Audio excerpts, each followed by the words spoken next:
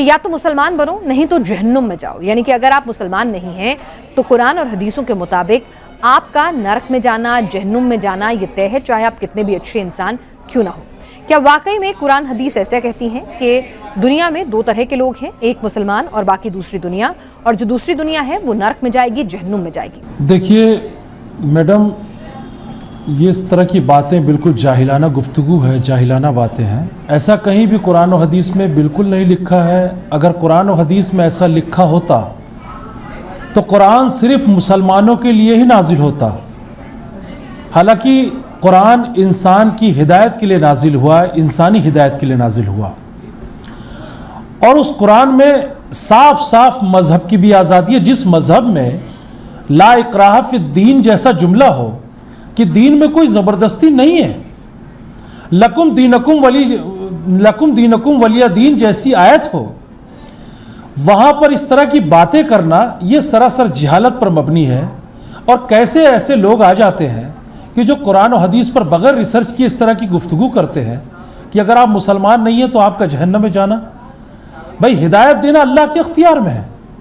ये बात ठीक है कि मोमिन ही जन्नत में जाएगा, लेकिन इसका मतलब ये नहीं है कि आप जल्दी से इस्लाम कबूल कर लीजिए। दावत देने का हुक्म है। इस्लाम में जबरदस्ती का कोई भी हुक्म नहीं है। ये ठीक है कि लिखा हुआ है दीन में कोई जबरदस्ती, धर्म परिवर्तन जबरदस्ती मत कराओ, ये ठीक है, ये लिखा है। लेकिन आपने कहा कि ये भी ठीक है कि मोमिन ही जन्नत में जाएगा, यानी जन्नत सिर्फ और सिर्फ मुसलमान को ही नसीब होगी, ऐसा लिखा है।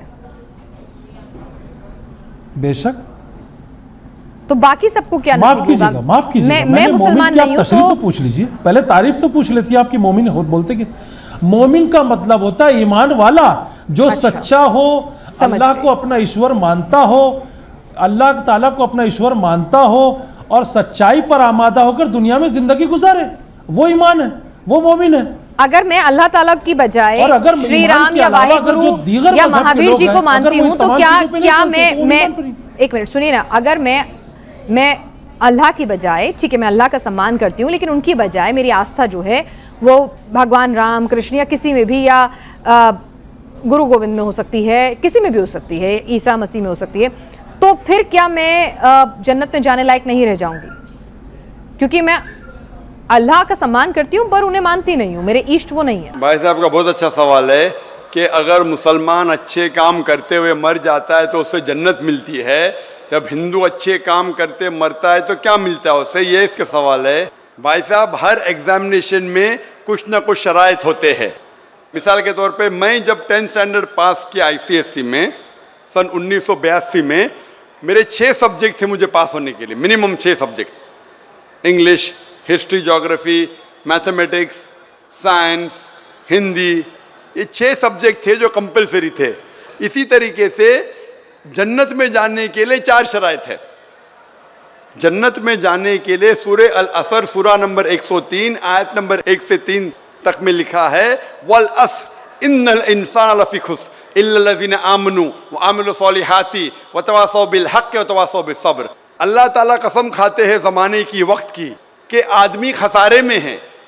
सिर्फ वो लोग नजात पाएंगे जो लोग के पास 4 चीजें हैं। नंबर 1 ईमान, नंबर 2 अमल सॉलिहात, अच्छे अमाल करना, नंबर 3 वतवासौ बिल हक़, लोगों को अच्छाई की तरफ बुलाना, और नंबर 4 वतवासौ बिस सब्र, लोगों को सब्र की तरफ बुलाना। तो जन्नत में जाने के लिए सूरह अल असर के मुताबिक 4 चीज़ों की ज़रूरत है।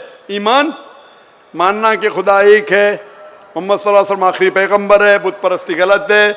नंबर 2 अच्छे अमाल, नंबर 3 वतवासौ बिल हक़, दावा देना, नंबर 4 वतवासौ बिस सब्र। इन चारों चीज़ों में से एक भी चीज़ कम है तो आप जन्नत में नहीं जाएंगे। अगर अल्लाह ताला माफ करना चाहता है ग्रेस मार्क्स देख के तो अलग बात है। अल्लाह ताला फरमाते सूरह निसा में सूरा नंबर 4 आयत नंबर 48 में, और सूरह निसा सूरा नंबर 4 आयत नंबर 116 में कि अल्लाह अगर चाहे तो कोई भी गुनाह को माफ कर सकते, लेकिन शिर्क को कभी नहीं माफ करेंगे। तो आमतौर पे जन्नत में जाने के लिए 4 चीज की जरूरत है। आपको शिर्क नहीं करना चाहिए। तो अगर एक आदमी को 4 में से 3 चीज में अच्छे मार्क्स मिले, मिसाल के तौर पे मैं 10th स्टैंडर्ड के अंदर 6 सब्जेक्ट में से 5 सब्जेक्ट में 100% मिले मुझे और एक सब्जेक्ट में मैं फेल हो गया हूं, एक सब्जेक्ट में मिलता है 5 आउट ऑफ 100, तो क्या मैं एग्जामिनेशन में पास होगा भाई साहब? नहीं सर। मैं 10th स्टैंडर्ड पास होगा? नहीं। नहीं। क्यों नहीं? लेकिन मुझे 5 में तो 100% मिले। नहीं, सब 6 में पास होना चाहिए। 5 में से 100 से 100 मिले तो 6 में पास होना चाहिए। भले सब 6 में 100 में से 50 मिले चलेगा, लेकिन 5 में आपको 100 में से 100 मिले, एक में फेल हुए तो 10th स्टैंडर्ड फेल। इसीलिए जन्नत में जाने के लिए एक शर्त है कि शिर्क नहीं करना चाहिए। आप समझे? शिर्क नहीं करना चाहिए, उसके अलावा ईमान होना चाहिए, आपके अच्छे अखलाक होना चाहिए, आपको दावा देना चाहिए, सब्र होना चाहिए।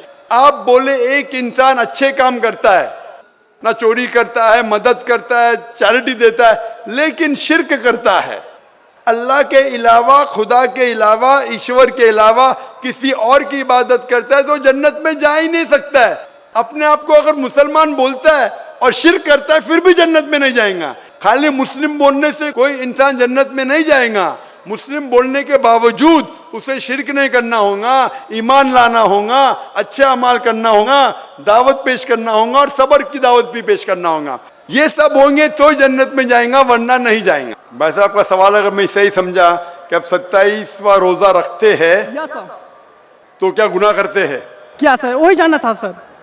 अगर आप के पास ईमान नहीं है, आप नहीं मानते कि खुदा एक है और नहीं मानते कि खुदा के अलावा कोई माबूद नहीं और नहीं मानते कि मोहम्मद सल्लल्लाहु अलैहि वसल्लम पैगंबर है, अगर आप रोजा रखे तो ये फाके के बराबर है। नहीं सर, मैं तो मानता हूँ कि भगवान एक अगर ही आप है। मानते हैं तो अल्हम्दुलिल्लाह, अगर ईमान है और फिर रोजा रखे तो अच्छी बात है, और अगर मुकम्मल ईमान लेके इस्लाम में दाखिल होते तो मेरी दरख्वास्त है कि कोशिश करो कि पूरा महीना रोजा रखे। Okay sir, I will do sir. इंशाल्लाह। आप मानते हैं कि खुदा एक है? Yes sir. आप मानते हैं कि खुदा के अलावा कोई माबूद नहीं? नहीं सर, मैं तो मानता हूँ कि भगवान एक ही है, चाहे वो खुदा हो, भगवान हो, कोई भी। आप मानते हैं कि बुत परस्ती, मूर्ति पूजा गलत है?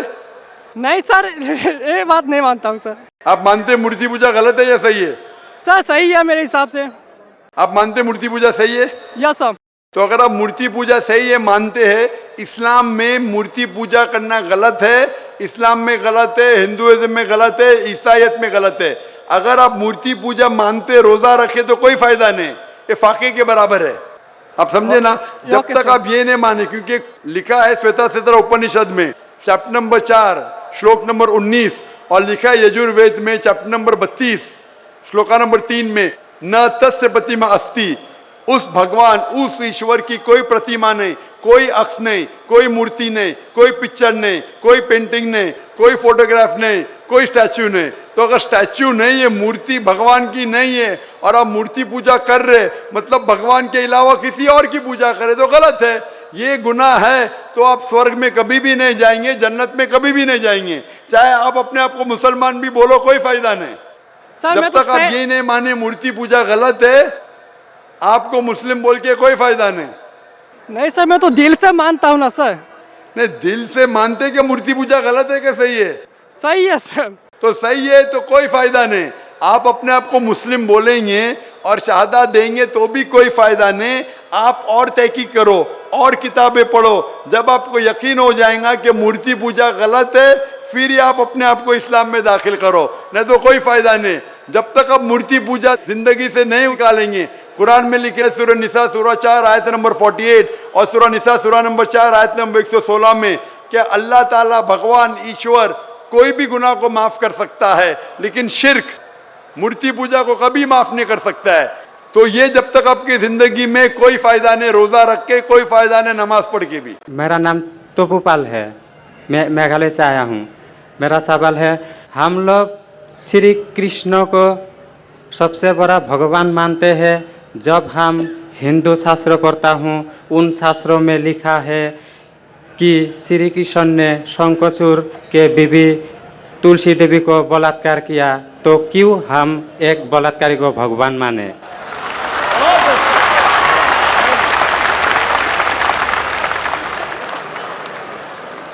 भाई साहब का सवाल है कि हम श्री कृष्ण को भगवान मानते हैं, अगर उसने बलात्कार किया है तो बलात्कारी को भगवान क्यों माने?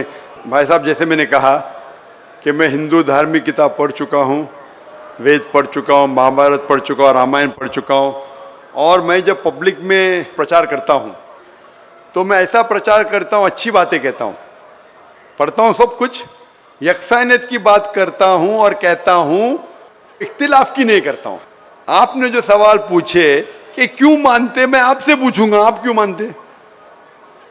आप अगर कहते नहीं मानना चाहिए तो आप मत मानो। तो मैं समझता हूं कि अगर श्री कृष्ण सही में भगवान के अवतार है, अगर सही में पैगंबर है, तो कोई भी पैगंबर बलात्कार नहीं कर सकता है।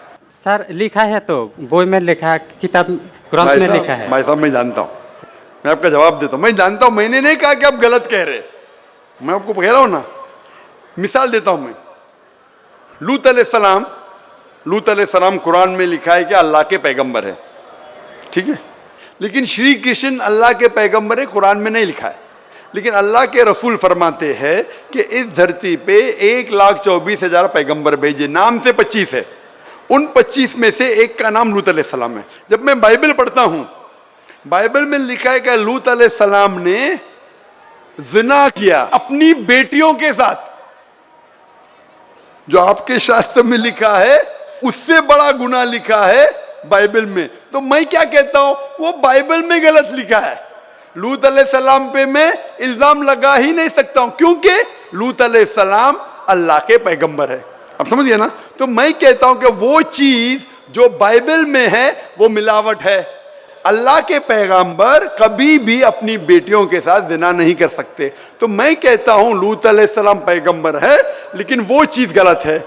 जहां तक कि श्री कृष्ण का सवाल है, श्री कृष्ण का नाम कहीं भी कुरान में नहीं आया है, कहीं भी हदीस में नहीं आया है, लेकिन हमारे पैगंबर मोहम्मद सल्लल्लाहु अलैहि वसल्लम आखिरी पैगंबर फरमाते हैं कि दुनिया में 1,24,000 पैगंबर आ चुके। तो कोई मुझसे पूछता है क्या श्री कृष्ण पैगंबर हो सकते, तो मैं कहता हूं मुझे पता नहीं, हो भी सकते नहीं भी हो सकते। मैं ये नहीं कह सकता हूं कि कृष्ण अलैहिस्सलाम, ये नहीं कह सकता क्योंकि मैं जानता नहीं हूं, बराबर ना। लेकिन अगर है भी तो जितने पैगंबर आखिरी पैगंबर मोहम्मद सल्लल्लाहु अलैहि वसल्लम के पहले आए वो सिर्फ उन लोगों के लिए थे और उस वक्त के लिए थे। आज तुम्हें मानना चाहिए आखिरी पैगंबर मोहम्मद सल्लल्लाहु अलैहि वसल्लम। तो इसीलिए इस शास्त्र के बारे में मैं जानता हूं, श्री कृष्ण के बारे में, मैं राधा के बारे में भी जानता हूं, श्री कृष्ण की कितनी बीवियां दो भी जानता हूं। श्री कृष्ण की 8 बीवियां थी, बाद में जंग के मैदान में 16,100 बीवियों से शादी किया, कुल मिला के उनके पास थे 16,108 बीवियां। कितनी? 16,108 बीवियां महाभारत में लिखा है, और उन 16,108 में से राधा उनकी बीवी नहीं थी। और आपने जो कहा वो भी सही है। अभी मैं ज्यादा तफसील से बात नहीं करना चाहता हूं, लोग कहेंगे जाकिर तनकीद कर रहा है, तो इसीलिए मैं इस बात को कतई नहीं मानता हूं कि ये भगवान की तरफ से हो सकता है। आप समझते ना? अगर श्री कृष्ण खुदा के अवतार है या पैगंबर है, तो कोई भी पैगंबर ऐसा नहीं कर सकता है। आप समझे ना? तो इसीलिए ये चीज मैं नहीं मानता हूं। आप मानते ऐसा कर सकते हैं श्री कृष्ण? किताब में लिखा है तो लिखा है तो, लेकिन तो आप नहीं मानते हैं। बिल्कुल सही, बराबर। मैं भी नहीं मानता हूं, मैं भी नहीं मानता हूं, क्योंकि कोई भी भगवान के पैगंबर या अगर पैगंबर जो अच्छे इंसान, पैगंबर तो दूर की बात है, कोई भी अच्छा इंसान बलात्कार कर ही नहीं सकता, पैगंबर तो दूर की बात। आप समझे ना? कोई भी अच्छा धार्मिक इंसान बलात्कार नहीं कर सकता है, तो सवाल उठता ही नहीं। इसीलिए मैं लोगों के सामने ये सब पेश नहीं करता हूं, नहीं तो लोग बोलेंगे ये झगड़े लड़ा रहा है। आप समझे ना? मैं झगड़े लड़ाना नहीं चाहता हूं। कुरान में नहीं लिखे क्या, जो चीज यकसा नहीं है वो पेश करके लोग को लेके आओ। कुरान में लिखे जो यकसा है उसके बारे में बात करो, लोगों को करीब लेके आओ। तो मैं आपसे पूछना चाहता हूं कि आप मानते खुदा एक है? पहले और थोड़ा बोलने दो। बोलिए। तो ग्रंथ में ऐसा क्यों लिखा गया है? कुरान में तो टॉप क्लास है, 1-20 सवाल ऐसा नहीं है, क्लियर एकदम फर्स्ट क्लास है। क्यों लिखा बोलता हूं मैं, क्यों? क्योंकि जैसे मैंने पहले कहा कि वक्त के दौरान ये जितने किताबें कुरान के पहले आई वो महदूद थी, एक वक्त के लिए, एक लोगों के लिए। वक्त के दौरान बदलते गई और एडिशन आते गए। जैसा मैंने पहले कहा कि महाभारत असल में जब आप पूछेंगे पंडितों से, महाभारत सबसे पहली बार अर्जुन के ग्रैंडसन ने कहा था। महाभारत उस टाइम 8000 श्लोक थे। उसने दोस्तों से कहा, बच्चों ने बाप ने बेटे से कहा, फिर वो बाप ने बेटे से कहा, अपने बेटे से कहा, कहने कहने से हो गए 24,000 श्लोक। अभी 8000 से 24,000 16,000 तो कोई ना कोई लिखाएगा ना, खुदा ने थोड़ी लिखे, वो तो इंसान ने लिखे। आज के तारीख में 1 लाख श्लोक है, तो ये सब मिलावट है ना, तो ऐसे मिलावट आती गई। इसीलिए मैंने जब पूछा कि अगर 1 गिलास पानी है, साफ पानी है, 1 कतरा गटर का पानी आपके सामने डालूंगा, आपके सामने डालूंगा, गंदा पानी, काला पानी, 1 बूंद उसे मिलाऊंगा तो नजर नहीं आएगा, आप वो पानी पीएंगे? क्यों? मिलावट है। अगर चुपके से किसने मिलाया आपको नहीं पता तो शायद पी लेंगे, बराबर ना। तो जब पता चल गया कि मिलावट है बाकी शास्त्रों में, तो साफ और सुथरे शास्त्रों की तरफ आओ ना। इसमें एक भी मिलावट नहीं है। चैलेंज है कुरान में, कुरान का चैलेंज है। इसीलिए जो लोग तनकीद करने की कोशिश करते हैं, एक फेमस आदमी है विलियम मोर, जो बहुत तनकीद करता है इस्लाम का। तो ये विलियम मोर ने, जो सबसे ज्यादा कट्टर खिलाफ था इस्लाम के, 200 साल पहले लिखा कि एक वाहिद मजहबी किताब जो 100% अभी तक के हूबहू वही है, जरा भी मिलावट नहीं है, वो था ईसाई। उसने कहा वो कुरान है। तो जो तनकीद करने वाला ऐसा लिख रहा है कि 100% वाहिद किताब जो 100% अभी तक सही है वो कुरान है। तो इसीलिए अगर आपको पता चला कि बाकी किताबों में मिलावट है, तो आप सही किताब की तरफ आ जाओ, कुरान की तरफ। हमको मालूम है, लेकिन लोगों को नहीं मालूम है। तो लोगों को छोड़ो, आप क्यों नहीं पहले मान लेते? आपको मालूम, आपने अमल कर रहे, तो बाकी लोग क्यों अमल करेंगे भाई? लोग तो खराब नहीं देखता है, सिर्फ बोलता है अच्छा है, लेकिन लिखा तो हम शास्त्रों क्यों माने वो? तो मैं आपसे पूछता हूँ, आप क्यों मान रहे फिर? सिर्फ उसी तरह। और छोटा एक क्वेश्चन है, 2 मेरा क्वेश्चन है। पूछे। कल लेके आया लेकिन मौका नहीं मिला। ठीक है, अभी मौका मिलेगा इंशाल्लाह। बोलिए, पूछिए। शिव को हम लोग भगवान मानते हैं। जब हम हिंदू शास्त्र पढ़ता हूँ, उनमें लिखा है शिव ने भिक्षा मांगकर अपने पेट पाला और नशे वाला चीज खाता था। तो एक भिखारी और नशे वाले को क्यों हम लोग भगवान माने? भाई साहब, मेरा जवाब वही है। मैं आपके शास्त्र पढ़ चुका हूँ। ये सब मैं तकरीर में बयान नहीं करता हूँ, क्योंकि मैं नहीं चाहता हूँ दूसरी किताब के बारे में तनकीद करूँ। ये मैं मानता हूँ जो आप बोलते बिल्कुल सही है, बिल्कुल सही फरमाते, लेकिन मैं ये सब बात करूँ तो दंगे फसाद हो जाएंगे ना। मैं अमन वाला आदमी हूँ ना। कुरान में भी नहीं लिखे कि लोगों की तनकीद करो। कुरान में लिखे सूरह अनाम में सूरह नंबर 6 आयत नंबर 108 के वो लोग जो दूसरे भगवान को पूछते हैं, गलत भगवान को पूछते हैं अल्लाह के अलावा, उनको गाली मत दो। बाकी लोग जो सही भगवान के अलावा दूसरे भगवान को पूछते हैं, उनको गाली मत दो, नहीं तो जहालत में वो अल्लाह को गाली देंगे। कुरान में लिखा है कि जो बाकी लोग जो अल्लाह के अलावा किसी और ईश्वर को पूछते हैं, उनको गाली मत दो, वरना जहालत में वो अल्लाह को गाली देंगे। इसीलिए जो आप बोलते बिल्कुल सही है, मैं कहाँ कहता हूँ गलत है। इसीलिए मैं आपको कहता हूँ कि सब चीज अगर गलत है तो आप सही रास्ते पे क्यों नहीं आते? आ गया, हम 2 भाई एक साथ। 2 भाई साथ में, माशाल्लाह, 2 सवाल 2 भाई। अच्छा, माशाल्लाह। भाई आपका नाम क्या है? आपका नाम क्या भाई? मेरा नाम सुब्रत पाल है। और आपका नाम? टोपूपाल। टोपूपाल, माशाल्लाह। 2 पाल इधर आ गए, माशाल्लाह। आप दोनों मानते हैं कि खुदा एक है? जी हाँ। आप दोनों मानते हैं कि बुत परस्ती गलत है, मूर्ति पूजा गलत है? जी हाँ। आप मानते हैं मोहम्मद सल्लल्लाहु अलैहि वसल्लम आखिरी पैगंबर है? जी हाँ। आप मानते हैं? आपको कोई भी जबरदस्ती कर रहा है इस्लाम कबूल करने के लिए? नहीं। कोई भी जबरदस्ती नहीं। कोई भी दबाव है? नहीं। आप अपनी मर्जी से करना चाहते? Yes sir. कोई भी रिश्वत दे रहा है? नहीं। इंशाल्लाह। तो मैं अरबी में कहूंगा, आप उसे दोहराइए। अशहदु अशहदु अल्लाह अल्लाह इलाहा इलाहा इल्लल्लाह इल्लल्लाह व अशहदु अन्ना मुहम्मदन अब्दुहु व रसूलुहु। मैं शहादत देता हूँ कि अल्लाह के अलावा कोई माबूद नहीं और मोहम्मद सल्लल्लाहु अलैहि वसल्लम उसके पैगंबर और बंदे हैं। माशाल्लाह, अल्लाह ताला आपकी जिद्दोजहद को कबूल फरमाए, आपको सबसे बेहतरीन ज़िंदगी दे दुनिया में आखिरत में, और आपको जन्नत नसीब फरमाए और आपके ज़रिए और लोगों के दिल के ताले खोले। कल शाम को मैंने आपके पास में कुछ बातें रखी। मैंने उस बातों को लेकर के रात भर काफ़ी मनन किया सर, और काफ़ी मेरे मित्र जो कलकत्ते में पंडित है, विद्वान है, उनसे से बात की। एंड विश्वास कीजिए sir, I could not sleep through out the night. आपसे मिलना चाह रहा था, सवेरे बहुत चेष्टा की, बट अनफॉर्चुनेट इतने आपका बेस्ट कार्यक्रम मिल नहीं पाया। बात करने के बाद में मैं अब आज अभी इतना सुकून महसूस कर रहा हूँ आपके सामने अपनी बात रख करके, कि आपने जो जो बातें कही 3 दिनों में वो सब सही, और आपके निर्णय जितने भी से सब ठीक थे, कहीं आपने गलत नहीं कहा। मैंने जब प्रश्नों पर गौर किया तब मुझको ये समझ में आई कि मेरे को प्रश्न ही नहीं करना चाहिए था। इसके साथ में अब ये तो मेरे प्रश्न, मैं आपसे कुछ मेरा एक्सपीरियंस विद किशनगंज, मेरे बंधुओं के साथ में जो मैं यहाँ करता हूँ, शेयर करना चाहूँगा, और उसके लिए आपसे इजाज़त है सिर्फ 2 या चंद मिनटों की। सर, मैं किशनगंज में जब भी रहता हूँ, मेरा अधिकतर समय मेरे भाइयों के साथ में बिकता है। मैं मुसलमान शब्द का इसलिए यूज़ नहीं कर रहा हूँ, मैंने यहाँ पर भाइयों के आगे मुसलमान शब्द का इस्तेमाल इसलिए नहीं किया सर, क्योंकि मैं अपने आप को उन्हीं के बीच क्या पाता हूँ। सो मैं ये मुसलमान और हिंदू बोल के डिफरेंस नहीं करना चाहता हूँ। आपको एक छोटी मिसाल देता हूँ सर।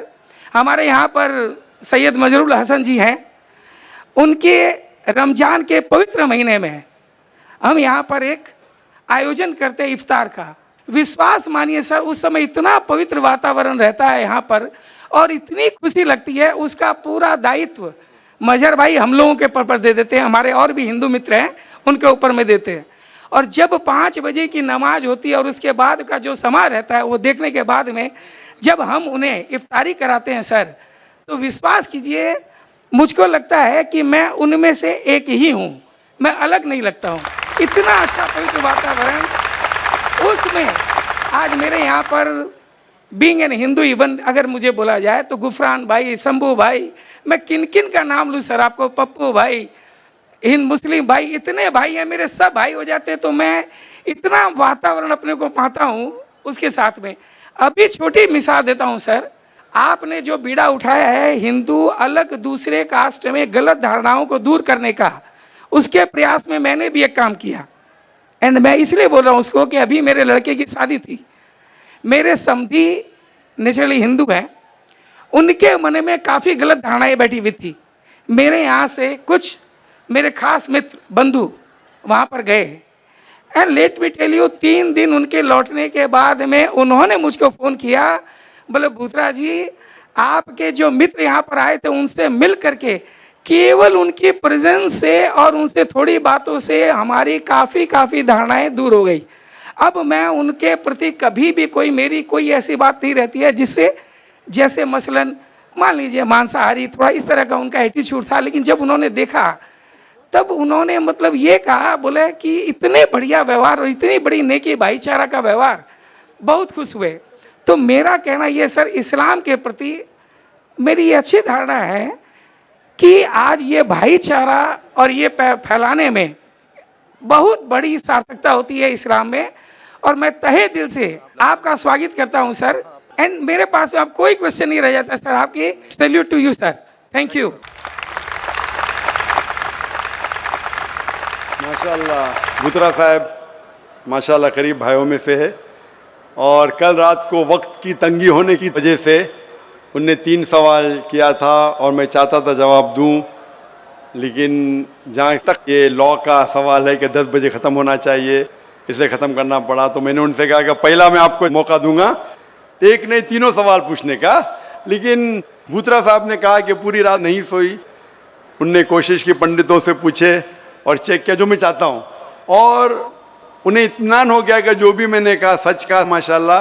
और मैं आपका शुक्रगुजार हूँ कि आपकी ये शहादत मेरे जवाब से और अच्छी है माशाल्लाह, मेरी तकरीर से अच्छी है।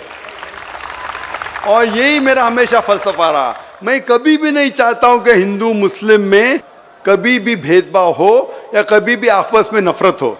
ज़रूरी नहीं कि जो मैं बोलता हूँ हर एक आदमी बात माने, और जो मेरी बात नहीं मानता है उसको मैं पहला मौका देता हूँ ताकि जो हमारे दरमियान जो गलत फहमी है वो दूर हो। इसीलिए मुझे बहुत दुख हुआ कि मैं आपका जवाब न दे सका कल, बहुत दुख हुआ मुझे। कहूँगा सिर्फ हाँ जी, बोलिए। मुझे याद है आपका प्रेस इंटरव्यू, जब आप जिस दिन यहाँ पर किशनगंज में आए थे, तो किसी पत्रकार ने आपसे कहा था कि मंजिल एक है, रास्ते अलग अलग हैं क्या? तब आपने तुरंत उन्हें जवाब दिया रास्ते भी एक हैं। उस दिन से लेकर के कल उस विचार पर भी मैंने सोचा, तो वास्तव में आपका कथन एकदम सही है सर। मैं इसमें थोड़ी तब्दीली करता हूँ अपने मन से कि मंजिल भी एक है सर, रास्ते भी एक है। हम हो सकता है रास्ते में अकेले चलने में थोड़ा घबरा जाते हैं, इसीलिए किसी का सहारा ले लेते हैं, मूर्ति पूजा या किसी का सहारा ले लेते हैं, बट कहीं दूर तक जाने के बाद में अल्टीमेटली आप और मैं और तू एक हो जाते हैं, और फिर केवल रह जाता है हम। भाई साहब, बुत्रा साहब, आप बोलते कहीं ना कहीं आगे जाके एक होते।